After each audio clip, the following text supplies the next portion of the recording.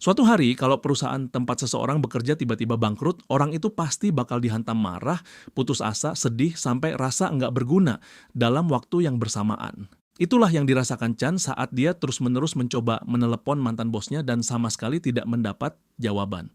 Dia nyaris gila karena diabaikan, kesal setengah mati karena teleponnya tak diangkat, dan murka pada keadaan yang ditinggalkan begitu saja untuk dia tanggung sendiri. 6 minggu kemudian, kenyataan justru memburuk. Chan ditolak saat wawancara kerja hanya karena dianggap terlalu tua. Setelah menutup telepon, dia menghela napas panjang, sadar kalau bahkan kerja paruh waktu pun sulit didapat gara-gara umur. Sudah lebih dari sebulan berlalu dan dia belum menemukan pekerjaan sementara sekalipun. Setelah menghitung-hitung pengeluarannya, dia sadar kalau setelah biaya hidup bulan itu dibayar, uangnya bakal habis total, sementara sewa bulan berikutnya masih menunggu di depan mata. Saat berjalan di pinggir jalan, Chan melewati sebuah toko yang terang benderang dan merasa aneh karena dia sama sekali tidak ingat pernah melihat tempat itu sebelumnya. Dia bertanya-tanya sejak kapan ada minimarket di titik itu. Lalu perhatiannya tertarik pada selembar selebaran yang terpasang di depan toko. Di sana tertulis kalau mereka sedang mencari pekerja paruh waktu, terbuka untuk semua gender dan semua usia. Buat Chan itu terdengar seperti jawaban yang dia cari. Jadi dia langsung masuk tanpa pikir panjang. Begitu sampai di kasir, Chan bilang dia melihat lowongan itu dan ingin tahu apakah mereka masih menerima pegawai. Perempuan di balik konter sempat terlihat kaget, seolah pertanyaan itu datang terlalu mendadak, tetapi dia buru-buru mengiyakan dan menjelaskan kalau dirinya adalah manajer toko. Chan malah jadi bingung karena wajah perempuan itu terlihat seperti anak SMA, terlalu muda untuk kelihatan seperti seorang manajer. Yang aneh justru si manajer yang tampak lebih gugup menjalani wawancara itu daripada Chan sendiri. Dia berdiri menawarkan minuman, lalu Chan memilih espresso. Setelah itu dia meminta data pribadi Chan. Chan memperkenalkan diri, bilang usianya 29 tahun dan tempat tinggalnya tidak jauh dari sana. Saat ditanya soal pengalaman kerja di minimarket, Chan menjelaskan kalau dia memang pernah bekerja di bidang itu. Mendengar itu, si manajer langsung bersemangat. Menurutnya Chan benar-benar cocok dengan umur yang ideal dan pengalaman yang pas, persis tipe orang yang selama ini dia cari.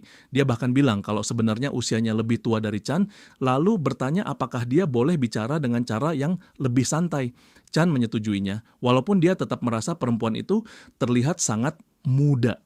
Sebelum semuanya diputuskan, si manajer menjelaskan kalau pekerjaan itu memakai kontrak dasar selama 1 tahun.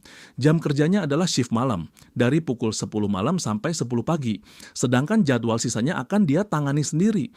Chan langsung sadar kalau pola tidurnya bakal hancur total. Lalu si manajer mulai menyebutkan gaji sebesar 20.000. Bahkan sebelum mendengar penjelasan lebih jauh, Chan langsung menerima pekerjaan itu saat itu juga. Si manajer sampai terkejut karena Chan sama sekali tidak mau mendengar detail lain, tetapi Chan bilang dia bisa mulai secepatnya.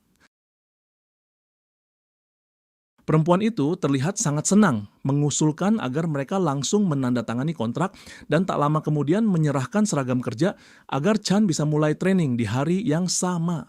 3 jam berlalu dan si manajer sudah bersiap pulang. Sebelum pergi, dia memperingatkan kalau pemasok barang mungkin datang dini hari nanti.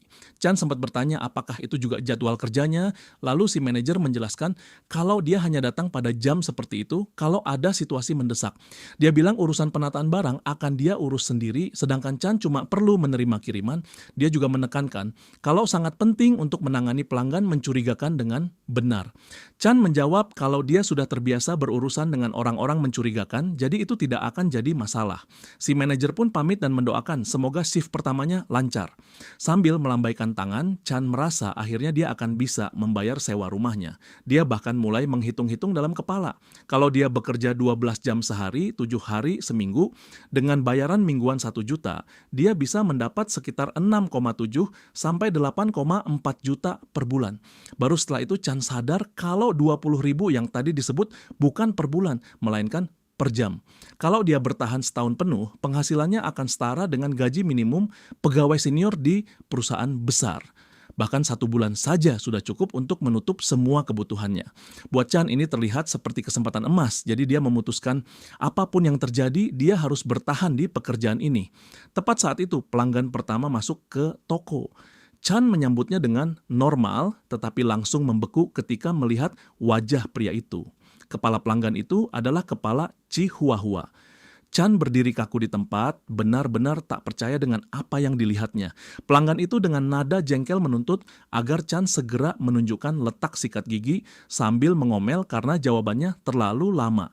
Dalam keadaan masih linglung, Chan hanya bisa menunjuk arah dan memberitahu kalau barang itu ada di ujung lorong keempat. Pria berkepala anjing itu menggerutu karena Chan tidak bilang dari tadi, lalu terus mengomel sambil berjalan pergi. Saat pelanggan itu memilih-milih sikat gigi, Chan berusaha keras menalar situasinya. Dia bertanya-tanya apakah itu makeup, efek khusus, atau mungkin ada syuting film di sekitar sana, namun tak satu pun penjelasan itu terasa masuk akal. Ketika pelanggan itu kembali ke kasir, dia membayar barangnya, tetapi pergi tanpa mengambil uang kembalian. Saat diingatkan, pria itu malah kesal dan membiarkan uang itu disimpan oleh Chan, lalu langsung pergi. Chan kembali sendirian di balik konter. Dia berdiri di sana sambil berusaha memahami apa yang baru saja terjadi. Dia bahkan sempat bertanya-tanya, apakah ini yang dimaksud si manajer sebagai pelanggan mencurigakan. Jauh di dalam hati, dia tetap mencoba meyakinkan diri kalau semua ini pasti cuma make up atau pertunjukan semacam itu, karena menerima penjelasan lain terasa mustahil. Masalahnya, semuanya terlalu nyata untuk dianggap cuma halusinasi. Chan merasa pelanggan pertama itu bukan hanya mirip anjing, tapi benar-benar terdengar seperti sempat menggonggong kecil saat mengomel. Dia masih berusaha mencari pembenaran ketika pelanggan berikutnya masuk sambil membawa karung besar yang penuh sesak dengan koin. Bukan sekadar banyak, karung itu benar-benar dipenuhi koin sampai terlihat berat. Pelanggan itu mengeluarkan satu koin, menunjukkannya pada Chan, lalu meminta agar koin-koin itu ditukar menjadi uang kertas. Dan saat itulah Chan sadar, pelanggan itu adalah goblin sungguhan. Seketika dia benar-benar syok. Tubuhnya membeku tanpa reaksi apapun. Beberapa saat kemudian dia perlahan menoleh, meraih telepon, dan menelepon si manajer. Dari seberang sana, si manajer bertanya, apakah terjadi sesuatu? Dalam kondisi masih tak percaya, Chan menjelaskan kalau ada goblin di dalam toko. Beberapa waktu kemudian, goblin itu pergi dengan gembira sambil membawa hasil penukaran uangnya. Sedangkan Chan tetap terguncang di balik konter. Kali ini dia yakin ini jelas bukan mimpi. Itu benar-benar goblin. Saat menghitung koin-koin tadi, makhluk itu juga terus menatap Chan dengan ekspresi aneh yang bikin tidak nyaman. Chan sendiri sempat menghitung 145 koin 100 won dan 31 koin 500 won selama hampir 20 menit. Si manajer bertanya lewat telepon apakah pelanggan itu sudah pergi. Chan menjawab kalau dia mulai merasa dirinya benar-benar kehilangan akal. Menurutnya penampilan para pelanggan terlalu aneh. Pelanggan pertama punya kepala chihuahua dan terlihat marah pada seluruh hidupnya sendiri. Pelanggan kedua adalah goblin yang memaksanya menukar 30.000 won dalam bentuk koin. Dengan santai, si manajer malah bilang tidak ada yang aneh dari semua itu. Dia menjelaskan kalau titik teleportasi toko itu memang berada tepat di pusat kota, jadi wajar kalau proporsi Cobalt dan Goblin yang datang ke sana sangat tinggi. Chan langsung menyela karena sama sekali tidak paham dengan yang baru saja didengarnya. Dia mengulang kata teleportasi dengan bingung, lalu mempertanyakan kenapa sebuah minimarket bisa punya benda semacam itu. Si manajer menjawab sesederhana mungkin, katanya semua itu demi menjangkau lebih banyak pelanggan. Chan makin bingung dan bertanya apa sebenarnya maksud teleportasi itu, lalu mempertanyakan apakah perempuan itu benar-benar seorang manajer toko atau justru seorang penyihir. Si manajer menjawab kalau dia memang keduanya. Dia adalah penyihir dan toko itu diberi sihir teleportasi, bahkan merupakan mantra ciptaannya sendiri. Berkat itu, toko tersebut bisa beroperasi di beberapa tempat sekaligus.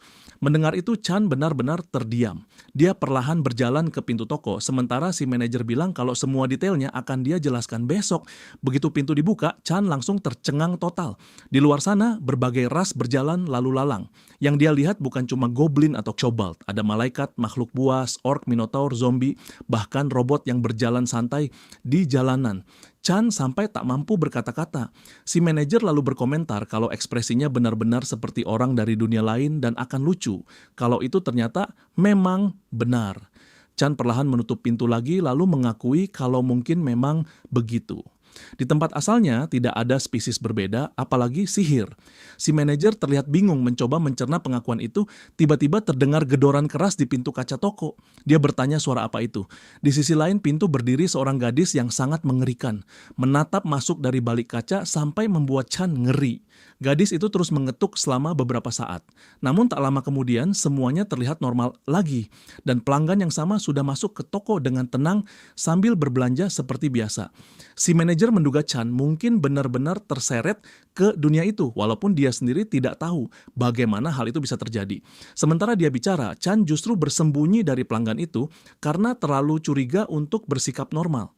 Secara wajar, Chan lalu bertanya bagaimana dia harus menangani setiap spesies, karena tepat di saat itu juga ada seorang gadis sangat menyeramkan yang sedang merangkak di lantai toko sambil tertawa dan menggumamkan hal-hal yang sama sekali tidak bisa dimengerti. Si manajer meminta Chan menggambarkan ciri-ciri fisiknya. Chan bilang gadis itu punya tanduk di kepala dan sayap kelelawar kecil di punggungnya. Dari deskripsi itu, si manajer menyimpulkan kalau pelanggan itu adalah sukubus dan tidak terlalu berbahaya. Jadi untuk sementara Chan tidak perlu terlalu khawatir. Untuk saat ini, dia hanya perlu mencari alat pendeteksi kutukan yang disimpan di bawah meja kasir. Katanya alat itu gampang ditemukan karena warnanya sangat mencolok. Chan mulai mencari dan merasa heran kenapa si manajer sampai menekankan soal warnanya. Namun dia langsung menemukannya karena benda itu benar-benar berupa tongkat sihir warna pink dan kuning terang yang norak setengah mati. Dia mengonfirmasi kalau barang itu sudah ketemu, lalu bertanya apakah mainan berisik dan mencolok itu benar-benar alat pendeteksi kutukan. Si manajer membenarkannya. Chan kembali mempertanyakan kenapa bentuknya harus semelebihkan itu. Si manajer menjelaskan kalau orang yang terkena kutukan biasanya murung dan depresi, jadi dia sengaja membuat alat itu berwarna cerah supaya bisa menghibur mereka. Dalam hati Chan malah merasa benda itu justru bakal membuat siapapun tambah depresi. Si manajer lalu memberi instruksi. Untuk memakainya, Chan hanya perlu menempelkan alat itu ke bagian kulit pelanggan yang terbuka, lalu menekan tombolnya. Tepat di saat itu, sukubus tadi justru mulai memanjat konter dengan gerakan mengerikan. Chan yang gugup dan tidak tahu harus bagaimana refleks menekan tombolnya. Seketika tongkat di dalam alat itu melesat keluar dan menghantam dahi si sukubus sampai makhluk itu jatuh tersungkur ke lantai. Chan benar-benar kebingungan melihat apa yang baru saja terjadi. Beberapa detik kemudian, sukubus itu tergeletak di lantai sementara Chan berdiri di sana sambil memegang tongkat besar itu, mencoba memahami bagaimana hidupnya bisa jungkir balik hanya dalam satu shift kerja.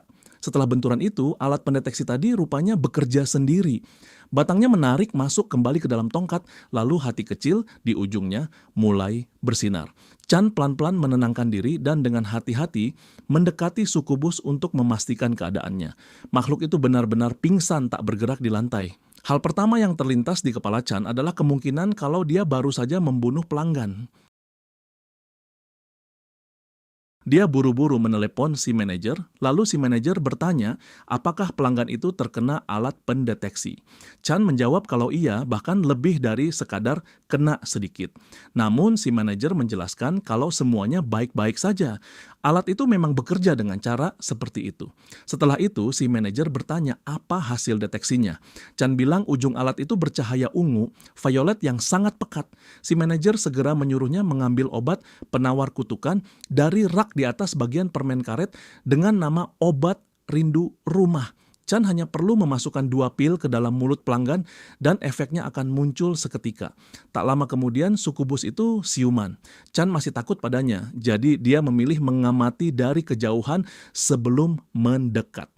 Dia sempat bertanya apakah keadaannya sudah lebih baik dan menyuruhnya minum obat itu karena katanya efeknya akan cepat membantu. Saat akhirnya Chan benar-benar melihat wajah pelanggan itu dengan jelas, dia sadar penampilannya kini sangat berbeda dari sebelumnya. Bukan karena tiba-tiba jadi lebih cantik, melainkan karena wajahnya terlihat jauh lebih normal. Lalu mendadak Sukubus itu merasakan mual hebat dan langsung muntah di lantai toko. Isinya keluar cukup banyak. Setelah itu dia menghela napas panjang dan merasa tubuhnya jauh lebih enak. Meski begitu, Chan sudah lebih dulu kesal. Dia meminta kalau urusannya sudah selesai, sebaiknya pelanggan itu segera pergi. Sukubus itu justru menilai Chan terlalu dingin. Dalam keadaan lelah, dia malah rebahan di samping muntahannya sendiri, seolah berniat tidur di sana. Chan hanya bisa menatap pemandangan itu dengan tidak percaya. Tepat di saat yang sama, pelanggan lain masuk ke toko dan melihat semuanya. Orang itu langsung menanyakan apa yang sedang terjadi. Chan berusaha menjaga ekspresi, menyapanya dengan normal, lalu menanyakan apa yang dibutuhkannya. Pelanggan itu menanyakan apakah toko ini menjual kantong darah 17 derajat. Beberapa saat kemudian, sambil mengambil barang dari rak, Chan berkata lewat telepon kepada si manajer kalau dia akan memberikan obat pada Sukubus itu begitu pelanggan baru ini pergi.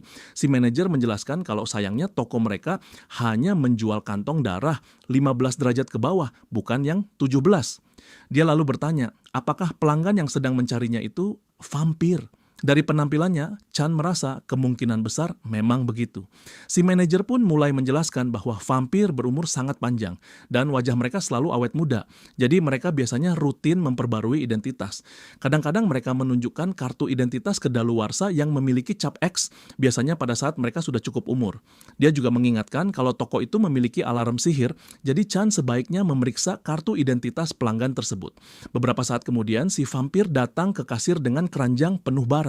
Chan memberitahu kalau mereka tidak punya kantong darah 17 derajat. Vampir itu menanggapi dengan santai dan bilang dia akan membeli yang tersedia saja. Saat transaksi hampir selesai, dia juga meminta sebungkus rokok.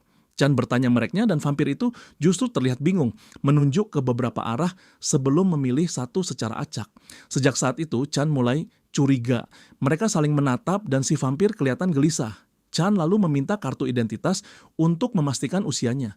Pelanggan itu menjelaskan kalau dia sedang dalam proses perpanjangan dan hanya membawa identitas lama. Chan menerangkan kalau pemeriksaan itu cuma untuk verifikasi umur. Vampir itu mengeluh, meletakkan kartu identitas di meja, lalu menyuruh agar semuanya dipercepat karena teman-temannya sudah menunggu di luar. Saat meneliti dokumen itu, Chan merasa bentuknya mirip sekali dengan kartu identitas Korea yang dia kenal dan memang ada cap kedaluarsa di sana. Namun kemudian dia melihat ada cahaya aneh di sekitar bagian foto. Begitu diperhatikan lebih dekat, ternyata ada stiker yang ditempel di atasnya. Saat Chan mengelupas stiker itu, cahaya pelangi menyebar ke seluruh toko. Dia sama sekali tidak paham apa yang sedang terjadi. Cahaya itu kemudian mengejar si vampir, sementara pelanggan itu panik dan berlari mengitari toko untuk menghindarinya. Dia menuntut penjelasan soal apa yang telah Chan lakukan, sedangkan Chan membela diri dengan mengatakan bahwa semua itu bukan salahnya. Kartu identitas itu milik pelanggan itu sendiri. Setelah beberapa detik kekacauan, cahaya tersebut lenyap. Foto asli pada kartu identitas pun terlihat, dan ternyata benar-benar menunjukkan orang yang berbeda sama sekali. Berarti vampir itu memang sedang menyamar menjadi orang yang lebih tua demi membeli barang terlarang. Chan mengangkat kartu identitas itu dan menegaskan bahwa perbuatan itu termasuk penipuan identitas ilegal. Dia sempat memastikan ke si manajer apakah kesimpulannya benar, lalu si manajer membenarkan dan berkata dia akan memanggil polisi. Di saat yang sama, vampir itu langsung merebut kembali kartu identitasnya dan kabur keluar toko. Si manajer bertanya apakah dia berhasil kabur dan Chan mengiyakan. Beberapa waktu kemudian, sambil kembali membereskan toko, Chan mengatakan bahwa dugaannya memang benar. Pelanggan itu benar-benar menyamar sebagai orang lain. Si manajer bertanya bagaimana Chan bisa tahu, padahal dia bahkan tidak mendengar alarm sihir berbunyi. Chan menjelaskan bahwa pelanggan tadi menyerahkan kartu identitas dengan stiker sihir di bagian foto demi memasukkan informasi. Si manajer lalu bertanya lagi apakah Chan menyadari semua itu hanya dengan mata telanjang. Chan mengiyakan dan bilang dia pernah melihat hal semacam itu sebelumnya. Hal itu membuat si manajer cukup terkejut karena di dunia mereka sistem keamanan sangat ketat dan pemalsuan identitas tergolong amat sulit. Biasanya itu dilakukan oleh profesional yang ahli sihir ilusi dan hampir mustahil terdeteksi tanpa peralatan khusus. Meski begitu, Chan berhasil menyadarinya hanya dengan melihat sekilas. Karena penasaran, si manajer bertanya lagi bagaimana persisnya Chan bisa mengenali pemalsuan itu tanpa alat apapun. Chan memikirkan kembali situasinya, lalu menyadari bahwa vampir tadi terlihat sangat gugup. Selain itu, stiker di kartu identitas juga tampak dipasang asal-asalan, seperti ditempel terburu-buru. Namun, tiba-tiba arah pembicaraan berubah. Si manajer justru mengusulkan kalau mungkin lebih baik kontrak Chan dihentikan saja. Seketika Chan merasa dunia di bawah kakinya runtuh. Dia menanyakan alasannya, mengira dirinya telah melakukan kesalahan, tapi si manajer menjelaskan bahwa itu bukan masalah. Justru sebaliknya, Chan bekerja dengan sangat baik. Masalah sebenarnya adalah karena Chan berasal dari dunia lain dan sampai ke tempat itu secara tidak sengaja. Dia khawatir sesuatu yang berbahaya bisa menimpa Chan. Chan langsung menjawab kalau dia tidak apa-apa. Walaupun semua yang terjadi memang mengerikan, bukan berarti dia sepenuhnya ketakutan sampai tak bisa lanjut. Dia ingin tetap bekerja di sana dan menanyakan apakah hal itu tidak bisa diterima. Si manajer terdiam selama beberapa detik dan Chan mulai bertanya-tanya apakah dia tadi bicara sesuatu yang salah. Jauh di lubuk hati, dia sadar kalau dirinya benar-benar membutuhkan pekerjaan itu. Kalau kesempatan ini hilang, dia tidak akan bisa membayar tagihan dan pada akhirnya benar-benar hidup di bawah jembatan. Setelah memikirkan semuanya sejenak, si manajer akhirnya setuju, tetapi memberi syarat bahwa Chan tidak boleh mengeluh nanti. Beberapa saat kemudian, Chan berkomentar kalau nada bicara si manajer tadi hampir seperti berteriak. Lalu bertanya apakah dia bisa tetap berada di telepon untuk menemaninya sebagai dukungan. Si manajer menjawab kalau dia sebenarnya juga memikirkan hal yang sama. Setelah itu dia menanyakan apakah Chan sudah memberikan obat pada sukubus tadi. Chan menjawab kalau dia akan melakukannya sekarang juga. Dia memasukkan bubuk obat ke dalam mulut sukubus itu, walaupun makhluk itu masih tidur nyenyak dengan wajah yang damai seperti malaikat. Setelah itu Chan memberitahu lewat telepon bahwa obatnya sudah diberikan, tetapi belum terlihat reaksi apapun. Si manajer menjelaskan kalau tak lama lagi pelanggan itu akan kembali normal, walaupun mungkin dia bakal merasa mual dan bisa muntah lagi. Dia juga bertanya apakah sukubus itu terlihat pusing atau linglung. Chan menjawab kalau sebenarnya tidak juga, sehingga si manajer menyarankan agar alat pendeteksi kutukan dipakai sekali lagi untuk memastikan apakah masih ada sisa efek yang tertinggal. Setelah diperiksa, tongkat itu sama sekali tidak bercahaya dan tidak mengeluarkan suara. Chan bertanya apakah itu berarti kondisinya buruk. Si manajer menjelaskan kalau tidak persis begitu, hanya saja keadaan sukubus itu sedikit aneh. Dan tepat di saat itu, terdengar benturan keras besar dari luar toko. Chan sempat mengira ada meteor yang jatuh. Dia berlari ke pintu dan mendapati dinding kotak-kotak yang tersusun tinggi menutup pandangannya. Saat dia masih berusaha memahami apa yang sedang terjadi, seseorang mengumumkan kalau kiriman barang sudah datang. Orang itu adalah seorang perempuan yang menunggang Pegasus. Perempuan itu bertanya apakah Chan adalah pekerja paruh waktu baru yang tadi sempat disebut oleh adiknya. Dia juga bilang senang bisa bertemu dengannya.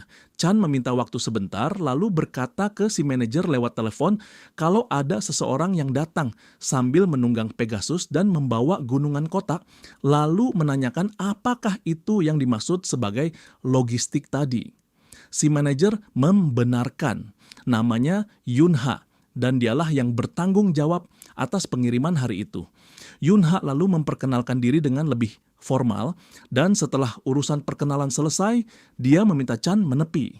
Chan pun membuka pintu toko lebar-lebar agar kotak-kotak itu lebih mudah dibawa masuk. Setelah itu, Yunha meminta Chan menandatangani bukti penerimaan. Begitu melihat dokumen itu, Chan langsung bertanya pada si manajer bagaimana cara menuliskannya karena dia belum akrab dengan sistem tulisan di dunia tersebut. Si manajer bilang urusan itu nanti saja dia selesaikan dengan Yunha, dan untuk sekarang Chan cukup membubuhkan tanda tangan. Saat Chan bertanya apa saja barang yang datang, si manajer menjawab kalau isinya minuman, camilan, dan sisik naga. Dia menambahkan kalau barang itu sulit didapat, tetapi Yunha berhasil mengamankannya. Sesaat kemudian dia seperti baru menyadari sesuatu dan bertanya apakah di dunia Chan tidak ada naga. Dia lalu menjawab pertanyaannya sendiri, merasa itu memang masuk akal karena di dunia Chan tidak ada makhluk sihir. Menurutnya dunia seperti itu terdengar sangat terbelakang. Chan langsung memprotes agar tempat asalnya tidak dibicarakan seperti itu. Sementara itu, sukubus tadi perlahan mulai bangun. Chan berkomentar kalau akhirnya pelanggan itu sadar lalu berniat menghitung tagihannya. Namun begitu berdiri, sukubus itu justru melontarkan pertanyaan tentang apa itu cinta. Chan sampai kehilangan kata-kata dan pada akhirnya memutuskan untuk memanggil taksi buatnya. Beberapa waktu kemudian taksinya datang. Chan membantu suku bus yang masih limbung masuk ke dalam mobil. Dia menyerahkan kartu dan struk pembayarannya, tetapi pelanggan itu bahkan hampir tak bisa memegang keduanya dengan benar. Sopir taksi bertanya apakah dia mabuk. Chan menjelaskan kalau pelanggan itu bukan mabuk, hanya sedang dalam pengaruh obat sehingga pusing. Dia meminta sopir mengantarnya dengan aman. Sebelum mobil berangkat, suku bus itu kembali mengulang pertanyaan tentang apa itu cinta. Menurutnya, sekeras apapun dipikirkan, hal itu tetap sulit dijelaskan. Chan menjawab bahwa cinta adalah sesuatu yang diinginkan tetapi tidak bisa dimiliki. Untuk sesaat mereka saling menatap dalam jarak yang sangat dekat. Namun sesudah itu Chan langsung meralat ucapannya sendiri dan menyuruh pelanggan itu melupakan apa yang barusan dia dengar. Taksi itu pun pergi dan akhirnya Chan merasakan sedikit kelegaan. Dia sudah benar-benar lelah dan berharap tidak akan pernah bertemu pelanggan itu lagi. Untuk pertama kalinya malam itu, rasanya dia mungkin bisa menikmati beberapa menit ketenangan. Namun mendadak Yunha muncul lagi dengan kondisi nyaris menjebol pintu toko. Chan langsung bertanya ada apa dan kenapa sikapnya separah itu. Yunha kemudian menatap Chan dan menyuruhnya memberitahu si manajer bahwa dia akan mengembalikan sisik naga tadi karena ada sesuatu yang salah dengan barang itu. Beberapa saat setelahnya Chan mulai merasa aneh karena Yunha dan si manajer berbicara terlalu lama. Rasanya sudah jauh lebih lama dari yang seharusnya. Chan mulai menduga kalau masalahnya memang serius. Itu mengingatkannya pada masa lalu saat dia bekerja paruh waktu sebagai pelayan restoran. Waktu itu orang-orang bisa ribut soal apa saja, dan sekalipun ada masalah dengan produk atau pelanggan, sebagai pegawai paruh waktu dia tetap tidak punya kuasa melakukan apapun. Karena itu dia merasa yang terbaik adalah diam dan mengamati saja, membiarkan atasan menangani itu situasinya sendiri. Tiba-tiba Yunha mendekatinya dan membalik ponsel sehingga Chan bisa melihat kalau si manajer sedang melakukan panggilan video dan ingin bicara langsung. Si manajer bertanya apakah Chan bisa memeriksa sisik naga itu bersama Yunha. Chan sendiri tidak paham kenapa dia yang dipilih, tetapi dia tetap mengikutinya ke gudang. Dan saat dia melewati pintu ruang penyimpanan itu, dia langsung berhadapan dengan tangga raksasa yang bentuknya lebih cocok berada di dungeon. Chan sampai bertanya-tanya apakah ini masih benar-benar minimarket karena tempat itu lebih mirip lokasi ribuan orang disiksa. Yunha bertanya apakah itu pertama kalinya Chan melihat tempat seperti itu dan Chan mengakuinya. Yunha menjelaskan kalau lama-lama dia akan terbiasa karena dulu dia juga kaget saat pertama melihatnya. Menurutnya si manajer memang punya selera yang agak aneh dalam urusan seperti ini. Si manajer menyelanya dan berkata bahwa itu bukan urusan mereka, tetapi Yunha tetap menilai tempat itu memang sangat ganjil. Mereka turun sampai ke dasar dan tiba di sebuah ruangan yang dipenuhi kotak. Yunha bilang dia akan mengambil sisiknya karena tempat itu sangat kotor. Sementara itu, Chan memberitahu si manajer lewat telepon kalau dia sudah sampai di gudang, lalu menanyakan sebenarnya apa yang harus dia lakukan. Si manajer menjawab kalau Chan cukup mengikuti instruksinya karena dia sudah punya rencana. Saat Yunha menyalakan lampu, Chan melihat lendir memenuhi langit-langit dan lantai, lalu menyadari kalau semua itu berasal dari sisik naga tadi. Dia langsung jijik. Si manajer mengatakan bahwa keadaannya memang agak serius, lalu Chan bertanya zat menjijikkan itu sebenarnya apa. Si manajer menjelaskan kalau itu adalah nanah sisik naga. Pada dasarnya itu adalah kekuatan sihir yang terkontaminasi. Kalau proses pemurniannya tidak dilakukan dengan benar, hasilnya akan seperti itu. Chan juga sempat bertanya apakah benda keras yang bentuknya mirip tempurung itu benar-benar sisik naga, lalu Yunha mengiyakan. Dia menjelaskan kalau dia mendengar permintaannya sedang rendah, jadi dia memanfaatkan harga murah untuk membelinya. Tapi justru alasan barang itu murah adalah karena cacat dalam proses pemurniannya tadi. Menurut Yunha, kalau nanah di sekelilingnya dibersihkan, barang itu masih bisa dipakai. Masalahnya, perusahaan yang biasanya menangani pemurnian sudah tutup karena saat itu jam menunjukkan pukul 03.12 dini hari. Si manajer lalu berkata bahwa itulah alasan dia memanggil Chan ke sana, lalu menanyakan apakah Chan bisa menyentuh nanah itu sebentar saja. Tepat di detik itu, Chan mulai mempertanyakan ulang semua keputusan hidup yang pernah dia ambil.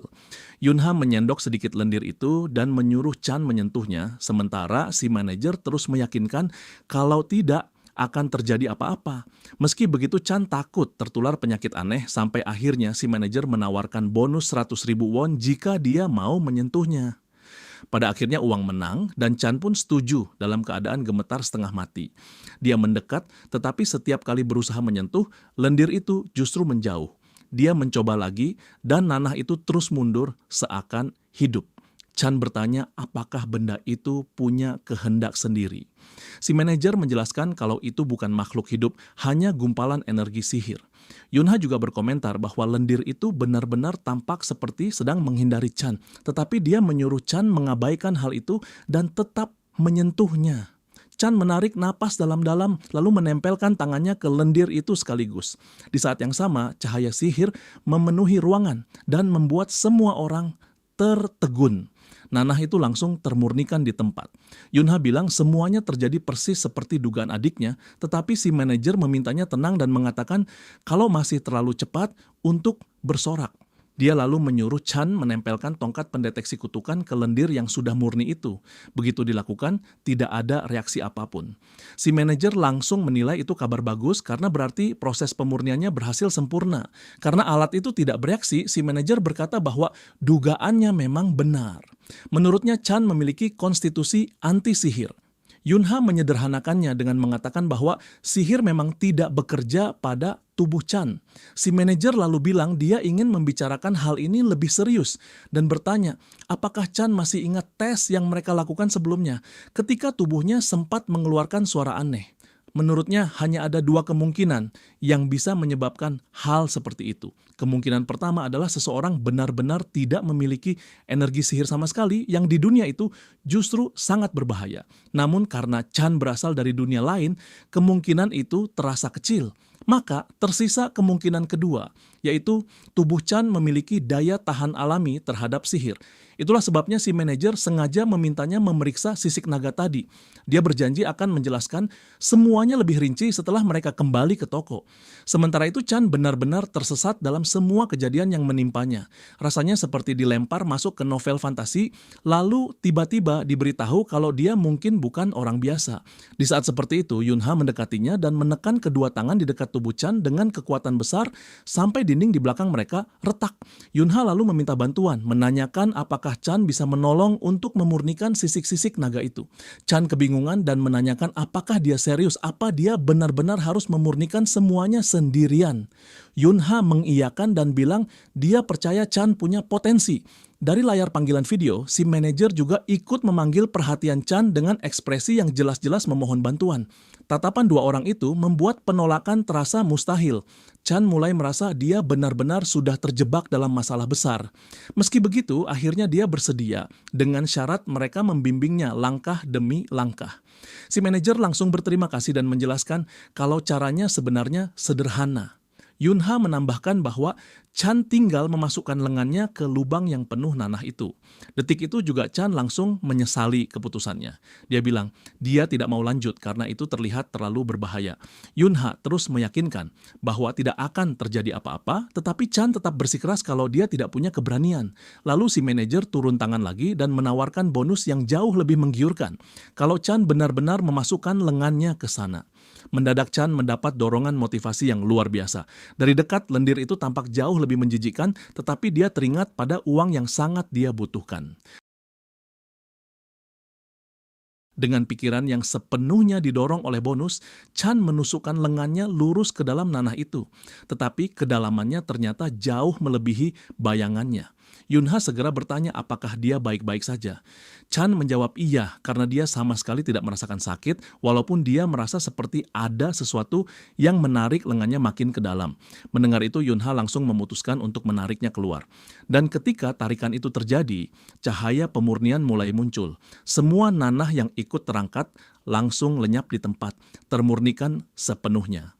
Beberapa menit kemudian sisik naga itu sudah bersih total dan seluruh ruangan tak lagi menyisakan lendir sedikit pun.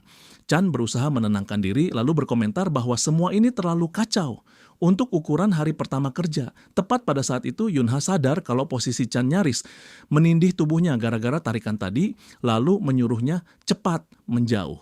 Chan langsung meminta maaf dan bertanya apakah Yunha tidak apa-apa. Yunha mengiyakan lalu balik bertanya apakah Chan sendiri baik-baik saja. Chan bilang dia memang tidak merasakan apa-apa selama proses pemurnian. Dan berkat cara Yunha menariknya tadi, kepalanya juga tidak sampai membentur lantai. Setelah itu Yunha mengalihkan pembicaraan. Dia menanyakan kondisi sisiknya. Chan lalu mengambil tongkat pendeteksi kutukan, menempelkannya ke sisik naga, dan lagi-lagi tidak ada reaksi. Yunha langsung senang luar biasa karena itu berarti pemurniannya berhasil. Dia berterima kasih berkali-kali kepada Chan karena dia baru saja menyelamatkan toko dari kerugian besar. Sampai-sampai Chan sendiri merasa canggung menerima rasa terima kasih sebanyak itu. Ketika Yunha akhirnya bersiap pergi sambil menaiki Pegasusnya, dia berkata bahwa Chan sudah melakukan pekerjaan yang luar biasa dan tidak perlu khawatir karena masalah seperti ini seharusnya tidak akan terulang lagi. Chan sempat bertanya apakah Yunha memang tidak datang ke toko setiap hari. Yunha menjelaskan bahwa dia memang tidak datang setiap hari karena pengiriman yang melibatkan makhluk sihir cukup rumit untuk ditangani. Dia juga meminta Chan berhenti bersikap terlalu formal sebab usia Yunha sebenarnya lebih muda darinya. Sementara itu, si manajer masih tampak senang dari rumah terus mengikuti semuanya. Yunha memakai kacamatanya, berpamitan, lalu terbang pergi di atas Pegasus. Chan menatap langit dan baru sadar kalau hari sudah mulai fajar. Tak lama sesudah itu, pelanggan lain datang tergesa-gesa sambil bilang dia harus mengejar bus. Dia membayar belanjaannya, bahkan tidak sempat mengambil uang kembalian, lalu langsung berlari lagi. Setelah itu, antrean pelanggan-pelanggan aneh mulai bermunculan satu demi satu. Beberapa jam kemudian, Chan benar-benar kelelahan. Yang dia inginkan saat itu cuma rebah di tempat tidur dan pingsan sampai lupa dunia. Si manajer mengirim pesan menanyakan apakah dia belum mengantuk. Chan membalas kalau dirinya masih baik-baik saja. Si manajer bilang dia sedang dalam perjalanan untuk mengantarkan pembayaran, lalu bertanya lagi apakah Chan benar-benar baik-baik saja karena dia mengira Chan bakal hancur total setelah malam yang begitu gila. Tepat saat itu, pintu toko mengeluarkan bunyi khas yang menandakan ada pelanggan masuk. Chan menoleh tetapi tidak melihat siapapun. Dia mengira orang itu mungkin langsung keluar lagi terlalu cepat, lalu kembali melihat ponselnya. Si manajer berkomentar bahwa mungkin dia akan menyiapkan ramuan tidur agar Chan bisa beristirahat di siang hari. Mendengar itu, Chan langsung berpikir kalau dia tidak akan pernah mau menelan ramuan sihir dalam hidupnya. Tiba-tiba seseorang memanggil perhatiannya. Saat Chan menoleh lagi, dia baru sadar kalau orang tadi ternyata memang belum pergi. Hanya saja tubuhnya sangat kecil. Ternyata itu adalah seorang gadis kecil. Dengan sopan dia bertanya apakah toko ini menjual kertas warna. Dia juga menanyakan gunting dan perlengkapan sekolah lain. Chan mengiyakan tetapi menjelaskan kalau barang-barang itu ada di rak yang terlalu tinggi untuknya. Chan berniat mengambilkannya, namun gadis kecil itu bilang dia bisa berusaha sendiri. Chan pun mengawasi dan menyadari kalau anak itu terlihat cukup pintar. Meski begitu, kulitnya sangat pucat, hampir seperti albino, dan pikiran Chan mulai melantur karena penampilannya bahkan membuatnya terlihat seperti ras reptil. Sementara itu, si gadis berusaha menjangkau barang di rak tetapi gagal, lalu mulai menangis. Chan segera turun tangan, mengambilkan kertas warna dan gunting, lalu menyerahkannya padanya. Gadis kecil itu mengucapkan terima kasih dengan sopan.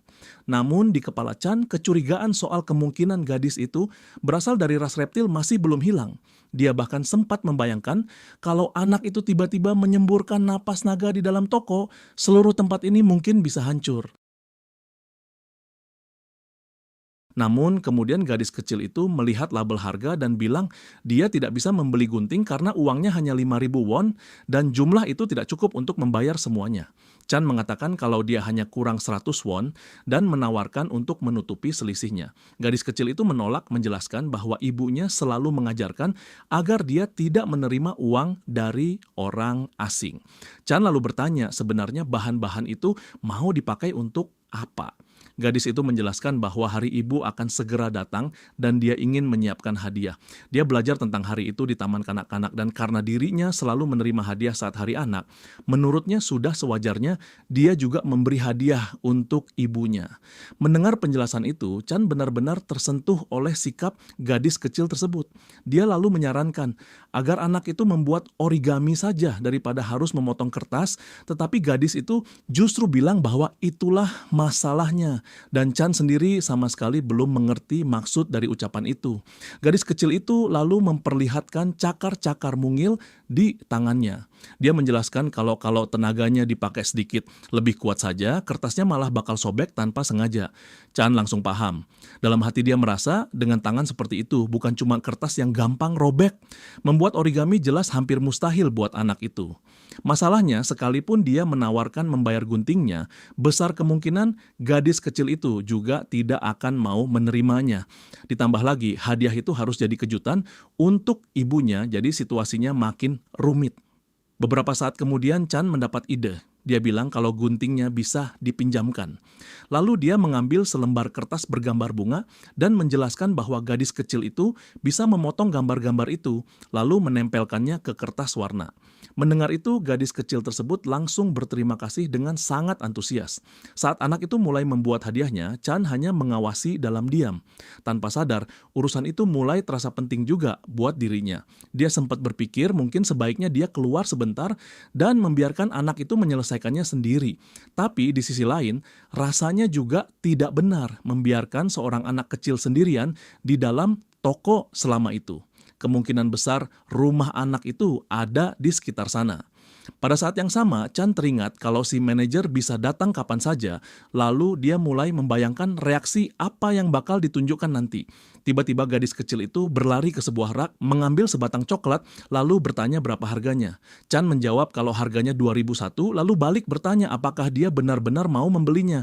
Anak itu membayar dengan benar, tanpa masalah. Chan bilang coklat itu bisa langsung dimakan sekarang, tetapi gadis kecil itu malah berhenti, mematahkan coklatnya jadi dua, lalu menyodorkan salah satu bagiannya pada Chan sambil mengajak makan bersama selagi mereka bekerja.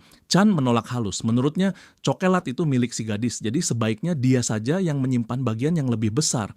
Tapi gadis kecil itu justru beralasan kalau tubuh Chan lebih besar, jadi wajar kalau dia makan lebih banyak. Dia juga bilang ibunya pernah mengajarkan bahwa terlalu banyak makan coklat bisa bikin gigi rusak lalu copot.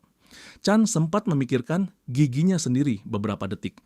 Namun karena gadis kecil itu terus memaksa dengan polos, akhirnya dia menerima juga pembagian coklat itu. Tepat pada saat itulah si manajer datang dengan ceria, mengucapkan selamat pagi dan berkomentar kalau Chan pasti capek sekali. Chan sampai hampir tersedak coklat dan menjawab dengan canggung. Si manajer lalu bertanya siapa gadis kecil itu. Chan menjelaskan bahwa dia meminjamkan gunting karena anak itu tidak punya cukup uang untuk membelinya dan sedang ingin membuat hadiah. Dia juga meminta maaf karena mengambil keputusan itu sendiri, lalu menambahkan kalau proses membuat hadiahnya memang sedikit lama. Si manajer bilang dia mengerti, tetapi menurutnya anak itu kelihatan pemalu. Chan merasa itu hal yang wajar untuk anak seusia itu. Lalu si manajer mengungkapkan sesuatu yang sama sekali tidak diduga. Gadis kecil itu ternyata berasal dari ras khusus, naga berdarah murni. Dia menjelaskan bahwa naga menghabiskan 3 tahun berkembang di dalam telur sebelum lahir. Selama masa itu, selain tubuh fisiknya, mereka juga mengembangkan tanduk, sebuah organ yang mampu mendeteksi kekuatan sihir. Benda itu bukan tanduk biasa, melainkan semacam sensor sihir. Naga yang masih kecil bisa melihat kekuatan sihir orang lain sebagai warna-warna berbeda. Setiap orang memiliki warna masing-masing. Masalahnya, saat mereka masih muda, kemampuan itu belum bisa dikendalikan dengan baik. Kadang-kadang deteksinya meleset, atau mereka belum mampu membedakan warna dengan benar. Karena itulah mereka tidak boleh hanya mengandalkan tanduk itu untuk menentukan apakah seseorang baik atau buruk. Penilaian seperti itu tetap harus dibentuk lewat pengalaman hidup. Itu juga menjadi alasan kenapa orang tua naga sangat protektif, apalagi terhadap naga berdarah murni yang jumlahnya amat langka. Tepat setelah penjelasan itu, naga kecil tadi kembali dengan wajah bahagia sambil bilang bahwa bunga buatannya sudah selesai. Si manajer memujinya, tetapi gadis kecil itu malah bersembunyi di belakang Chan. Si manajer sampai merasa sedikit tersinggung, walaupun tetap tenang. Dia lalu menjelaskan bahwa Chan harus pulang dan istirahat karena semalaman sudah bekerja. Setelah itu, dia menanyakan apakah gadis kecil itu bisa datang lagi di lain hari. Gadis kecil itu menoleh ke Chan. Chan tersenyum dan bilang, kalau dia akan menyimpan hasil yang sudah dibuat sejauh ini. Jadi anak itu bisa datang lagi kapan saja untuk melanjutkan. Gadis kecil itu memastikan sekali lagi apakah itu benar. Si manajer pun membenarkan, bilang bahwa dia selalu diterima di sana. Gadis kecil itu lalu mengucapkan terima kasih pada om dan tante. Seketika si manajer membetulkan panggilan itu dan meminta dipanggil kakak, bukan tante. Dalam hati Chan memutuskan untuk tidak pernah berkomentar soal umur di dekat bosnya. Tak lama kemudian naga kecil itu pun pulang. Setelah itu si manajer mengunci pintu dan bilang dia akan mengambil alih shift supaya Chan bisa istirahat. Dia lalu menyuruh Chan mengambil sesuatu dari lemari di depan. Chan awalnya tidak paham benda apa yang dimaksud sampai akhirnya dia melihat sebuah globe meja jenis bola dunia dengan peta di permukaannya. Si manajer menjelaskan bahwa benda itulah mesin teleportasi yang bertanggung jawab memindahkan toko ke berbagai lokasi. Chan langsung terkesan. Si manajer lalu menambahkan bahwa alat itu adalah ciptaannya sendiri dan hanya ada di toko miliknya. Namun dia juga memperingatkan Chan supaya berhati-hati karena dia sudah memprogram area-area tertentu tempat toko itu bisa beroperasi. Kalau alat itu dipakai secara salah, Chan bisa saja malah berteleportasi ke lokasi acak yang tidak jelas. Chan bilang dia akan mengingatnya. Menurut si manajer, cara pakainya sebenarnya sederhana. Chan hanya perlu mengetik alamat tujuan di layar. Meski begitu, dia tetap mulai mengetik dengan hati-hati sambil membayangkan kemana saja alat itu bisa mengirimnya kalau sampai salah. Si manajer lalu menjelaskan bahwa kalau dia sendiri yang mengetik alamatnya, ada risiko toko itu malah tidak akan sampai ke dunia asal Chan. Chan pun bertanya bagaimana si manajer bisa tahu hal seperti itu. Si manajer menjelaskan bahwa supaya teleportasi berhasil, ada dua hal yang mutlak dibutuhkan. Informasi yang jelas dan kemauan yang kuat. Kalau orang yang menjalankan sihir itu tidak sungguh-sungguh ingin pergi ke tempat tersebut, maka sihirnya akan gagal. Karena si manajer sama sekali tidak tahu seperti apa dunia asal Chan, dia tidak akan mampu membimbing proses itu dengan benar. Itulah kenapa Chan harus mengoperasikan mesinnya sendiri. Chan sempat teringat bahwa si manajer pernah bilang sihir tidak bekerja pada tubuhnya, jadi dia mempertanyakan apakah alat ini tetap bisa dipakai olehnya. Si manajer menyuruhnya percaya dan menjamin kalau alat itu pasti akan berhasil. Dia terdengar sangat yakin. Akhirnya Chan memilih percaya. Dia mulai mengetik alamatnya meskipun masih agak tegang. Si manajer menekankan lagi bahwa selain menulis alamat, Chan juga harus memikirkan dengan kuat keinginannya untuk pulang. Bisa kenangan yang baik, bisa juga yang buruk. Yang penting perasaan itu harus kuat. Chan pun mulai memikirkan dunianya sendiri. Meskipun dia dikhianati oleh perusahaan tempatnya bekerja dan menganggap tempat itu kejam, dunia itu tetaplah tempat di mana dia pernah bahagia. Dia teringat masa kecilnya, permainan-permainan sederhana, dan hal-hal kecil yang dulu terasa menyenangkan. Dunianya memang penuh ironi, tetapi tetap saja itulah rumahnya. Ketika Chan membuka mata, si manajer menyuruhnya keluar dari toko dan melihat sendiri hasilnya. Begitu dia mendorong pintu, Chan langsung tertegun total. Dia sudah kembali ke Korea. Dia mengenali lingkungan tempat tinggalnya sendiri. Dalam hitungan detik, dia benar-benar berpindah dari satu dunia ke dunia lain. Si manajer lalu bilang bahwa sekarang semuanya jadi lebih jelas juga baginya. Rupanya Chan berhasil mengendalikan konstitusi anti-sihir miliknya sendiri. Saat dia memurnikan sisik naga tadi, dia benar-benar ingin memurnikannya dan keinginan itu terwujud. Kalau sihir memang sepenuhnya tidak bekerja padanya, hal itu seharusnya tidak mungkin terjadi. Tapi kenyataannya itu terjadi. Artinya kehendak Chan memengaruhi cara kerja konstitusi anti-sihir itu. Chan langsung menangkap implikasinya lalu bertanya, apakah si manajer memang sengaja menyuruhnya memurnikan semua nanah itu hanya berdasarkan dugaan. Si manajer dengan santai mengiyakan. Menurutnya dari situ mereka bisa menyimpulkan bahwa Chan mungkin mampu mengendalikan konstitusinya sesuka hati. Bahkan bisa jadi itulah alasan Chan bisa menemukan toko tersebut. Dia sangat menginginkan pekerjaan, jadi tokonya pun muncul di hadapannya. Meski begitu, si manajer bilang dia masih perlu mengamati Chan lebih lama lagi. Setelah itu, dia menyerahkan pembayaran kerja Chan sekaligus ramuan tidur supaya dia bisa beristirahat. Chan kembali ke apartemennya yang kecil, lalu memandang sekeliling. Meskipun sempit dan sederhana, tetap saja itulah rumahnya. Dia sempat berpikir untuk memasang alarm karena nanti malam harus bekerja lagi.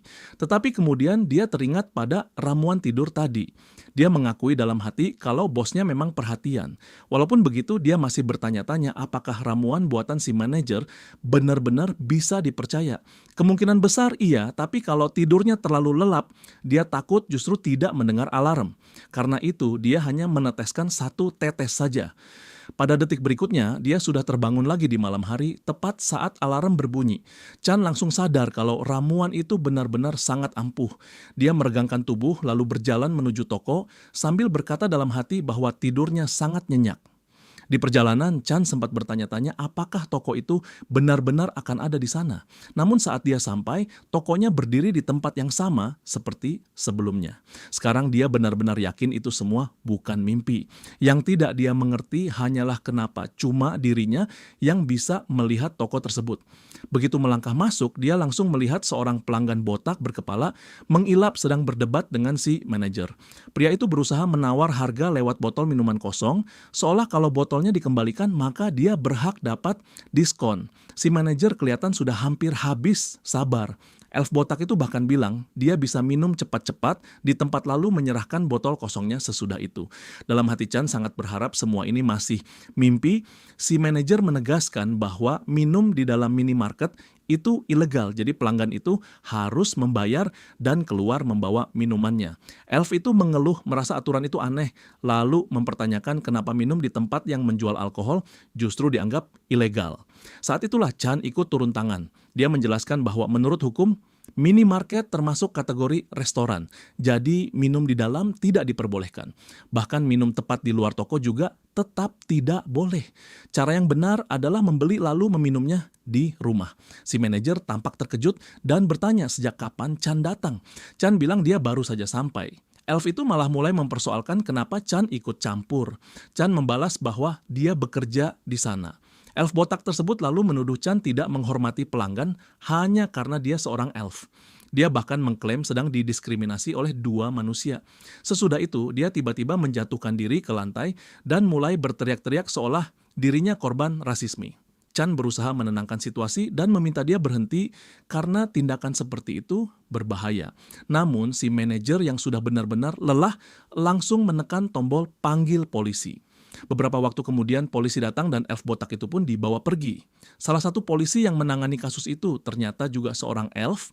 Dia meninjau apa yang terjadi, menanyakan apakah benar pelanggan tadi menolak membayar penuh lalu mulai menuduh toko melakukan diskriminasi. Si manajer membenarkan dan bilang rekaman kamera bisa diperlihatkan. Ketika petugas itu masuk ke ruang keamanan, dia bilang akan mengeceknya sendirian. Sementara itu Chan berkomentar bahwa para elf di dunia ini benar-benar berbeda dari bayangannya. Si manajer yang penasaran bertanya seperti apa elf digambarkan di dunia Chan.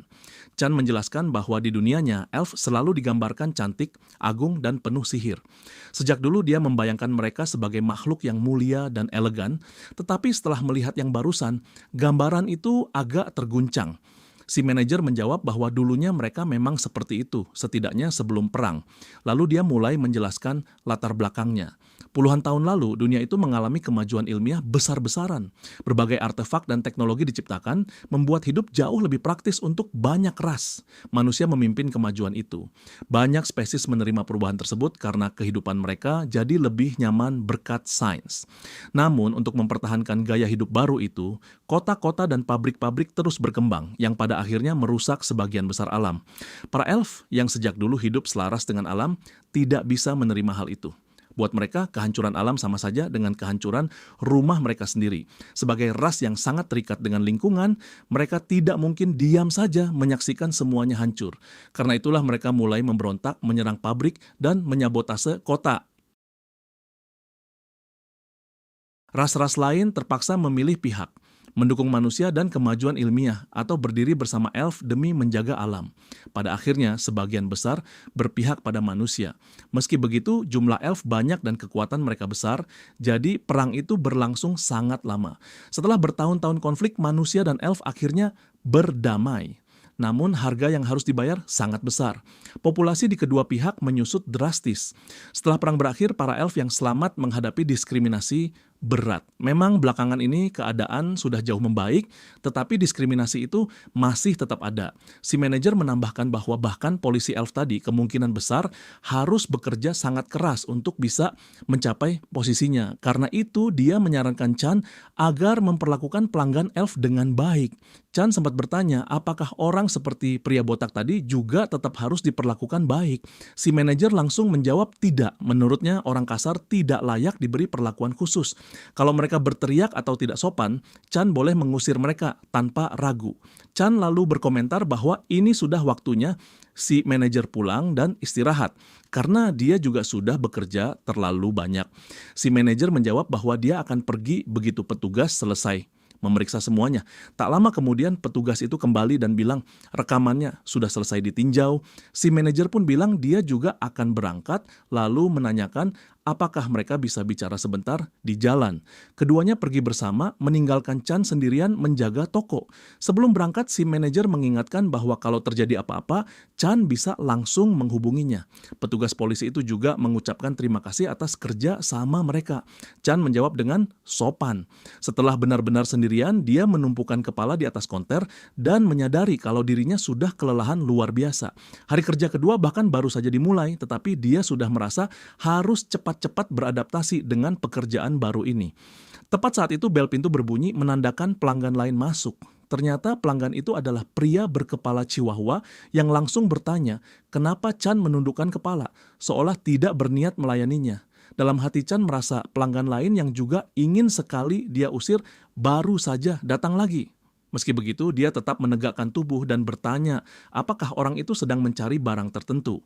Pria berkepala Chihuahua menjawab bahwa dia mau membeli pasta gigi. Chan menunjuk dan bilang bahwa barang itu ada di sebelah sikat gigi, tempat yang sama seperti kemarin. Pelanggan itu langsung mengeluh, menilai cara Chan menjawab terlalu malas dan menuntut penjelasan yang lebih baik. Akhirnya Chan berdiri dan bilang dia akan menunjukkan langsung. Pelanggan itu menilai sikap seperti itu jauh lebih baik. Mereka berjalan kerak, lalu Chan memperlihatkan pilihan-pilihan yang tersedia. Pria berkepala Chihuahua kemudian bertanya mana yang terbaik. Chan menjawab bahwa dia tidak tahu. Pelanggan itu langsung tersinggung, merasa aneh bagaimana Chan bisa bekerja di sana, tapi tidak bisa merekomendasikan pasta gigi. Dalam hati Chan berpikir bahwa orang ini memang hobi menyuruh-nyuruh orang. Saat melihat-lihat kemasan di rak, Chan menyadari ada promo beli satu, gratis satu. Pelanggan itu awalnya bilang tidak perlu, tapi Chan menjelaskan bahwa dia hanya akan diuntungkan oleh promonya. Pria berkepala Chihuahua itu memikirkannya beberapa detik lalu, akhirnya setuju mengambil 2. Sesudah itu Chan memproses pembayarannya dan menawarkan kantong belanja. Pelanggan berkepala Chihuahua itu juga mengambil 1 permen sambil bilang dia sekalian akan membawa itu. Chan memberitahu bahwa permennya sedang promo beli 1 gratis 1, jadi dia bisa mengambil 1 lagi. Pelanggan itu menjawab dia tidak butuh 2, lalu bilang Chan saja yang simpan sisanya. Dia membayar semuanya dan mendorong 1 permen ekstra itu ke arah Chan. Chan bahkan sempat memastikan lagi apakah dia benar-benar boleh menyimpannya. Pelanggan itu bilang dia tidak masalah dan menyuruh Chan menerimanya saja karena dia sudah mau pergi. Setelah pria itu keluar, Chan merasa kebaikan orang tadi benar-benar disampaikan dengan cara paling galak yang mungkin. Dia juga sadar bahwa tampaknya pria berkepala Chihuahua itu bekerja di dekat sana, jadi kemungkinan besar dia akan muncul setiap hari. Tidak lama kemudian pelanggan lain masuk. Ternyata itu sukubus yang kemarin. Seketika Chan langsung tegang. Sukubus itu bertanya apakah toko itu menjual surat pengunduran diri. Chan tanpa pikir panjang langsung mengirim pesan ke si manajer bahwa sukubus itu datang lagi. Si manajer bertanya bagaimana keadaannya. Chan menjawab bahwa dia tampaknya sempat minum sedikit, tetapi jauh lebih tenang daripada kemarin. Sebagai tindakan pencegahan, si manajer menyarankan agar Chan tetap memeriksa keadaannya dengan alat pendeteksi kutukan. Chan bilang dia akan melakukannya dan menghubungi lagi nanti.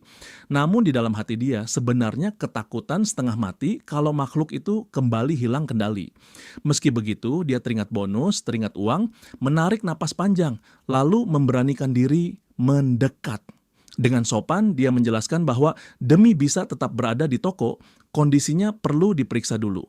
Suku bus itu setuju tanpa masalah.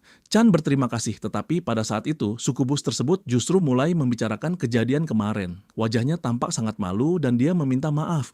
Chan sempat bertanya apakah permintaan maaf itu karena muntah kemarin.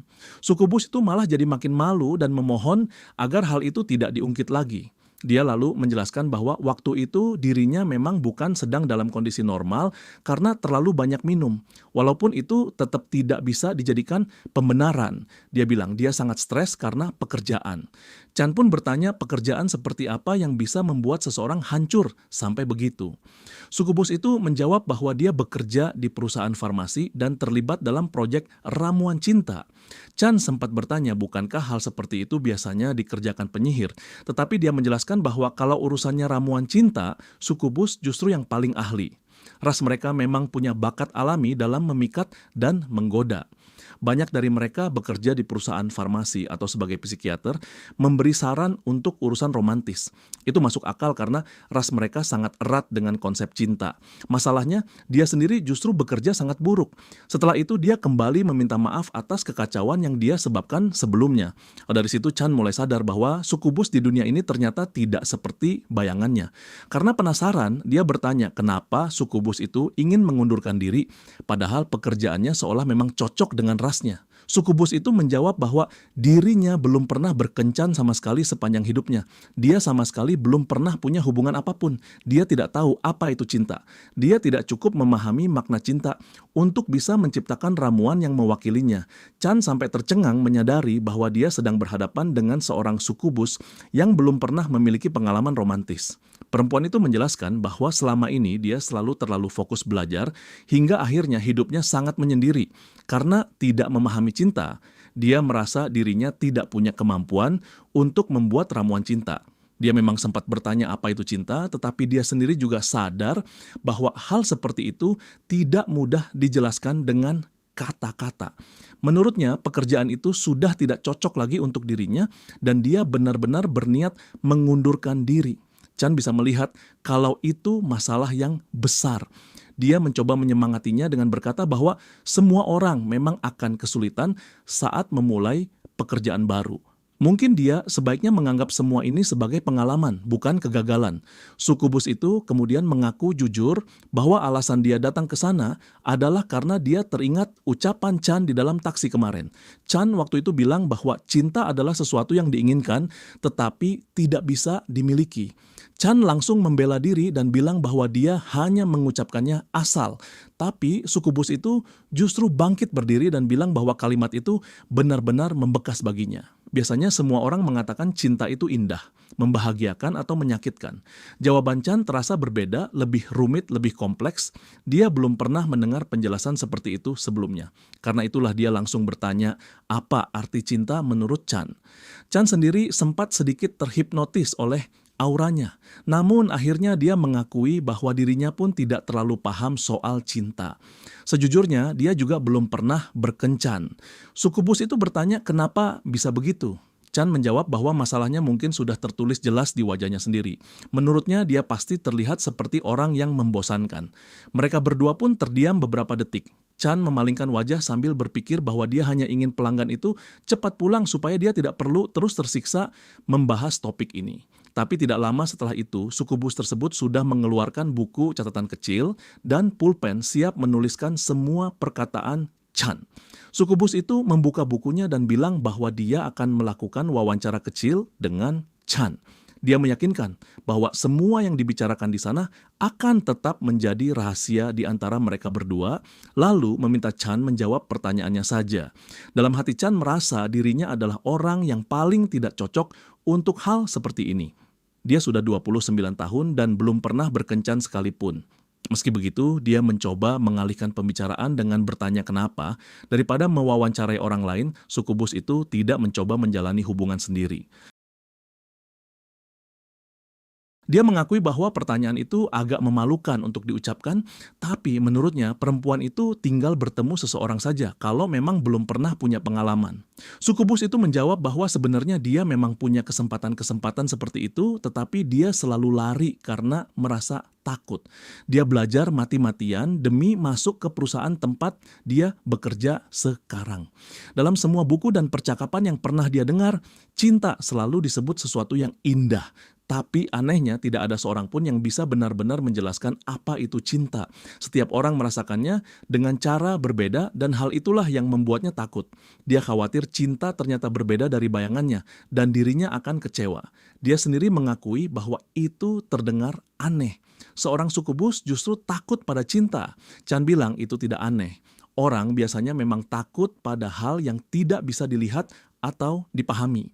Perasaan saja sudah rumit dan cinta mungkin adalah yang paling rumit dari semuanya. Chan lalu menyarankan bahwa karena pekerjaannya memang berkaitan dengan cinta, mungkin dia sebaiknya melihatnya dengan lebih ringan. Sukubus itu bertanya apa maksudnya lebih ringan. Chan menjelaskan bahwa selama ini perempuan itu memandang cinta sebagai sesuatu yang terlalu besar, hampir seperti hal yang tidak terjangkau.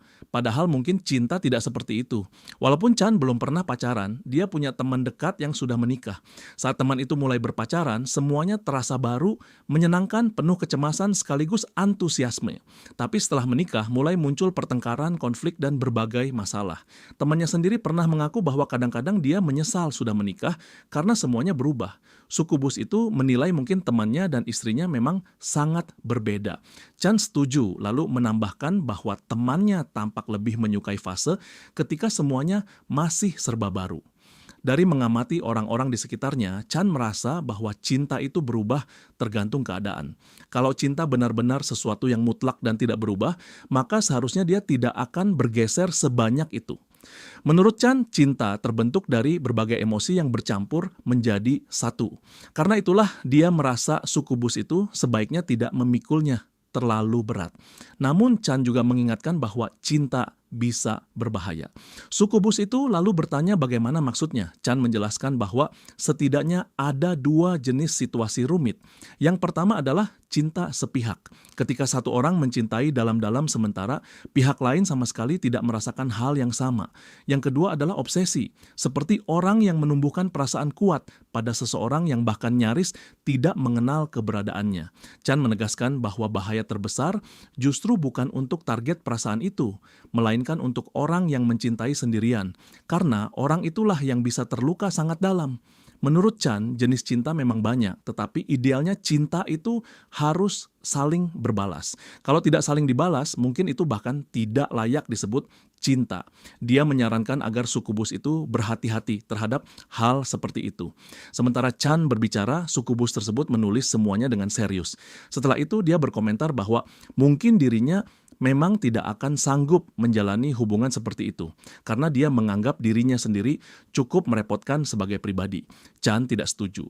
Menurutnya sukubus itu menarik, memang kadang terlalu blak-blakan, tapi kalau dia mengajak seseorang berkencan, kemungkinan besar dia tidak akan ditolak.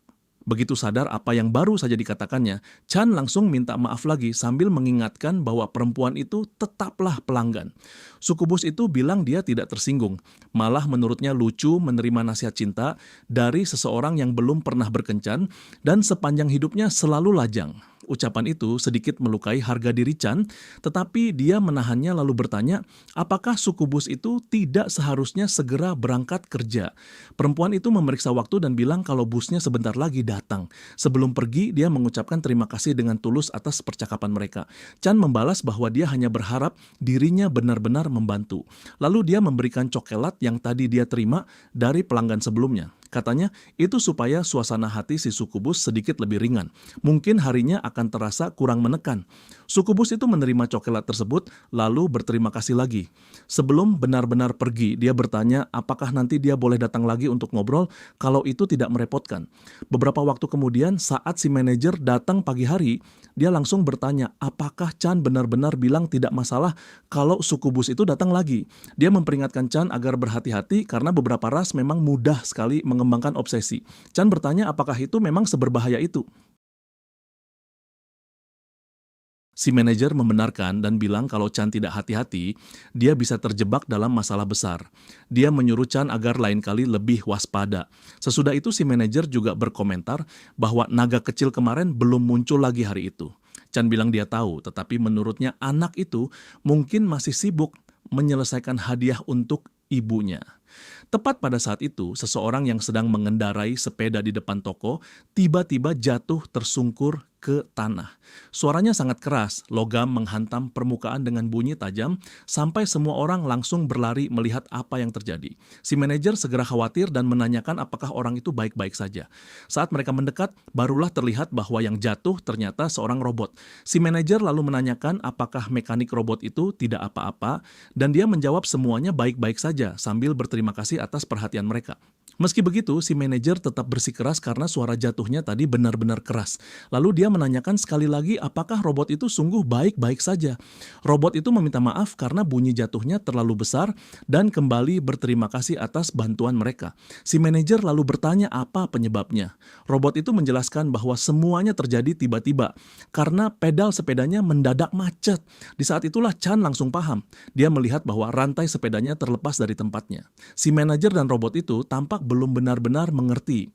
Lalu Chan menjelaskan bahwa gearnya mungkin tersangkut pada rantai yang menyebabkan pedal macet dan akhirnya membuat sepeda terjatuh.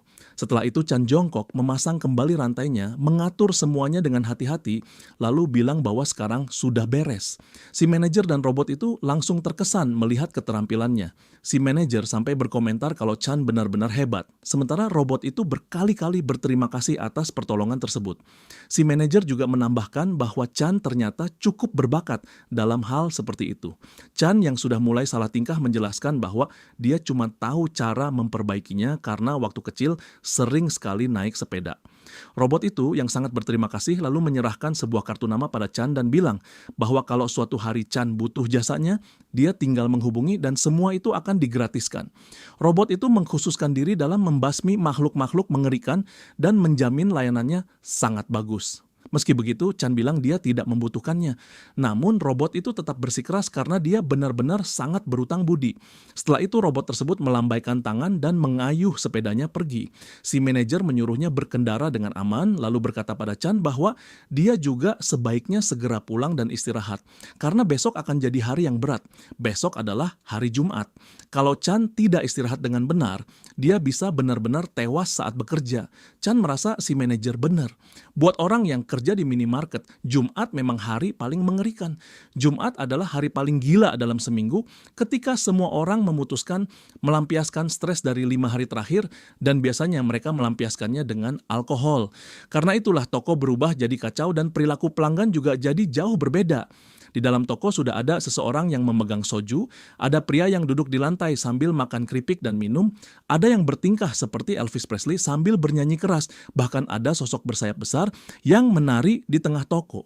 Sementara itu Chan cuma berdiri di balik kasir, memandangi semuanya sambil bertanya-tanya kenapa dulu dia mau menerima pekerjaan ini. Setelah itu Chan mengambil botol soju, memungut kantong keripik, lalu menjelaskan pada para pelanggan bahwa dia mengerti mereka sedang mabuk. Tetapi mereka tetap harus membayar dulu sebelum mengonsumsi barang. Para pelanggan itu minta maaf dan keadaan sempat terlihat mereda. Namun tak lama kemudian seseorang muncul sambil meminta tolong. Ternyata itu seorang wanita harpi yang mendadak menjatuhkan dirinya ke atas tubuh Chan, sesuatu yang jelas tidak sempat dia antisipasi. Para pelanggan di sekitar sampai terkesan karena Chan berhasil menangkap tubuhnya. Wanita itu berkata bahwa akhirnya dia sudah menjadi angsa, jelas sedang tidak waras sama sekali. Chan menahannya dengan hati-hati sambil menjelaskan bahwa hal seperti itu tidak boleh dilakukan di dalam toko. Tiba-tiba suara benturan besar menggema di seluruh ruangan. Seekor minotaur masuk ke toko dengan menghancurkan pintu kaca. Pecahan bagian pintu tersangkut di tanduknya, sementara dia sendiri tampak bingung, seperti tidak paham sedang berada di mana. Chan berdiri dan melihat kerusakan di depan matanya. Minotaur itu bertanya apa yang barusan dia hancurkan. Dalam hati Chan merasa yang dihancurkan jelas seluruh pintu toko. Beberapa waktu kemudian si manajer menelepon dan bertanya apakah Chan masih hidup.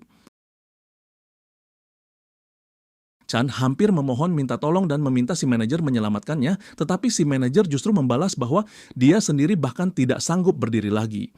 Menurutnya, hari itu benar-benar sangat parah. penuh pelanggan tak terduga. Dia menyebut ada goblin yang ingin membagi pembayaran ke beberapa kartu, sementara antrean di belakangnya sudah sangat panjang. Sesudah itu, para pelanggan malah mulai berkelahi satu sama lain. Dia menegaskan bahwa hari itu benar-benar terlalu berat. Dari situ Chan menyadari bahwa si manajer juga sudah menderita cukup parah. Jadi dia pun menarik kesimpulan bahwa sisa shift ini harus dia hadapi sendirian. Meski begitu, si manajer tetap bertanya, apakah Chan sungguh baik-baik saja? Karena suaranya terdengar habis. Di tengah panggilan itu, Chan menatap pintu darurat dari kardus yang dia buat untuk menutupi lubang bekas pintu rusak tadi, lalu terdiam beberapa detik. Si manajer langsung bertanya, apakah sesuatu terjadi? Chan menjelaskan bahwa Minotaur tadi menghancurkan pintu, tetapi dia menegaskan bahwa dirinya baik-baik saja dan sama sekali tidak terluka oleh pecahan kaca. Dia juga menambahkan bahwa dia sudah mendapat kontak si Minotaur dan makhluk itu berjanji akan membayar semua kerusakan. Walaupun untuk sementara Chan harus mengandalkan penutup darurat seadanya. Setelah itu Chan kembali diam. Dia mulai berpikir dirinya pasti akan dimarahi dan otomatis membayangkan si manajer sedang marah besar. Keheningan dari seberang telepon justru membuatnya makin gugup. Dia sampai bertanya-tanya apakah si manajer malah shock. Namun beberapa saat kemudian si manajer justru berkata bahwa dia punya alat hebat yang bisa membantu Chan pada hari-hari seperti ini. Katanya dia memang sudah memikirkannya sejak lama dan akan menyiapkan semuanya untuk Chan secepat mungkin. Chan sempat bilang kalau dia tidak butuh alat semacam itu. Tetapi si manajer lalu menjelaskan bahwa setiap ras di dunia itu memiliki jenis kekuatan sihir masing-masing, ada yang lemah dan ada yang kuat, serta tiap ras juga memiliki atribut fisik tertentu. Elf misalnya awet muda dalam waktu sangat lama dan punya umur panjang. Sukubus mampu memikat orang dengan mudah. Masih banyak ras lain dengan kemampuan mereka sendiri-sendiri. Si manajer menekankan bahwa Chan sebenarnya berada dalam bahaya besar hidup di dunia itu karena tempat itu benar-benar berbeda dari dunia asalnya. Beruntung, Chan punya konstitusi anti-sihir. Kalau suatu hari dia bisa belajar mengendalikannya, dia akan mampu melindungi dirinya dengan jauh lebih baik. Masalahnya, daya tahan itu tetap tidak akan berlaku terhadap kekuatan sihir yang terlalu ekstrim. Itulah sebabnya si manajer ingin menyiapkan alat tersebut. Saat mendengar semua itu, Chan malah jadi sedikit malu karena merasa benar-benar sedang dikhawatirkan. Pada akhirnya dia setuju dan bilang dia mengandalkan si manajer. Si manajer menjawab bahwa dia akan mengusahakannya secepat mungkin. Tetapi untuk sekarang, Chan tetap bisa bekerja seperti biasa. Chan sebenarnya sudah sadar sejak awal bahwa si manajer adalah orang baik. Namun pada momen itu, hal itu terasa makin jelas. Meskipun dia cuma pegawai paruh waktu, si manajer tetap benar-benar peduli padanya. Dalam hati Chan sampai berpikir, suatu hari nanti dia mungkin akan mentraktir makan malam sebagai ucapan terima kasih. Tidak lama setelah itu, pelanggan lain muncul dan meminta rokok yang disimpan di belakang kasir. Dia juga meminta bantuan kecil saat akan membayar. Pada saat itulah Chan melihat bekas luka yang sangat jelas di wajah pria itu dan tanpa sengaja mengomentarinya keras-keras. Dia langsung meminta maaf. Pria itu bilang, tidak apa-apa. Menurutnya justru jarang sekali sekarang orang melihat bekas luka seperti itu, jadi rasa penasaran Chan bukanlah sesuatu yang salah. Dia adalah seorang cobalt berwajah dewasa dengan satu telinga yang sebagian rusak seperti pernah digigit atau robek oleh sesuatu. Meski begitu, senyumnya lembut sekali. Cobalt itu lalu bertanya, apakah dia boleh beristirahat di sana sebentar? Chan menjawab tentu saja boleh, lalu dalam hati berpikir bahwa orang ini mungkin pelanggan pertama yang benar-benar ramah. Cobalt itu menepi lalu mulai memainkan ponselnya. Chan membayangkan orang itu pasti sedang sibuk sekali, apalagi pakaiannya rapi seperti orang kantoran dan waktu sudah selarut itu. Mungkin dia bekerja di kantor. Itu memang cuma tebakannya. Karena itu Chan iseng bertanya apakah dia sedang memantau saham. Pria itu menjawab tidak, karena saat itu justru dia sedang bekerja. Dia bilang dirinya adalah pengemudi layanan antar, tetapi versi yang lebih mewah, nyaris seperti sopir pribadi. Pada jam-jam seperti itu, jalanan sedang benar-benar macet. Chan merasa itu agak mengkhawatirkan, tapi saat melihat ekspresi si Cobalt, pria itu justru tampak terlalu tenang sambil menatap aplikasi di ponselnya, seolah tidak ada apa-apa. Toko juga mendadak terasa anehnya tenang. Untuk pertama kalinya, tak ada pelanggan baru yang masuk. Chan mulai sedikit menikmati jam kerjanya, namun tiba-tiba si Cobalt mendekat, memperlihatkan peta di ponselnya, lalu bertanya apakah Chan tahu tempat yang ditunjukkan di sana. Chan menjawab bahwa dia sendiri belum terlalu mengenal daerah sekitar karena baru sebentar bekerja di sana. Cobalt itu tetap berterima kasih dan bilang dia juga tidak terlalu akrab dengan area itu. Setelah itu dia balik bertanya, bagaimana pengalaman Chan bekerja sejauh ini? Chan menjawab bahwa semuanya cukup baik, setidaknya sampai kemarin ketika seorang Minotaur menghancurkan pintu kaca toko. Cobalt itu mengaku tadi sempat merasa aneh melihat pintu darurat seadanya, dan sekarang baru paham apa penyebabnya. Tepat pada saat itu, suara benturan sangat keras menggema dari luar jalan. Suara itu terdengar seperti kecelakaan. Ternyata memang tabrakan mobil melibatkan seorang Cobalt dan 2 orc. Kedua orc itu saling bentak dan saling menghina, mempertanyakan apakah lawannya benar-benar membeli surat izin mengemudi atau tidak. Sementara itu, Cobalt yang ikut terlibat tampak ketakutan setengah mati. Beberapa orang berhenti menonton, termasuk Chan dan Cobalt yang ada di sampingnya. Chan merasa pertengkaran itu bisa berkembang jauh lebih parah daripada yang seharusnya. 2 orc itu bahkan sudah jatuh ke tanah dan saling serang. Yang satu sempat mengunci lengan lawannya lalu beralih ke kuncian kaki. Orang-orang yang lewat cuma berkomentar bahwa memang begitulah orc, seolah semuanya sangat biasa. Chan jadi bertanya-tanya apakah hal seperti itu memang umum terjadi di sana. Dunia ini benar-benar jauh berbeda. Cobalt di sampingnya lalu bertanya, apakah itu tidak buruk untuk toko karena situasi seperti itu jelas bisa menakut-nakuti pelanggan. Chan menjawab bahwa memang begitu, tetapi dia sendiri tidak punya banyak hal yang bisa dilakukan. Pertarungan itu terus berlanjut dan hanya membuat keadaan makin buruk. Tiba-tiba Cobalt tadi mulai berjalan mendekati 2 orc itu. Dia meminta mereka berhenti, bilang bahwa melihat 2 orc sebersemangat itu memang menyenangkan, tetapi pertarungan tanpa arti itu sudah seharusnya diakhiri. Kedua orc itu menoleh dan malah bertanya, apa urusan serigala tua ikut campur, lalu menyuruhnya menyingkir. Pada saat itulah Cobalt tersebut memusatkan kekuatan ke tinjunya dan melepaskan satu pukulan ke salah satu orc. Benturannya begitu keras sampai orc itu langsung roboh tak sadarkan diri.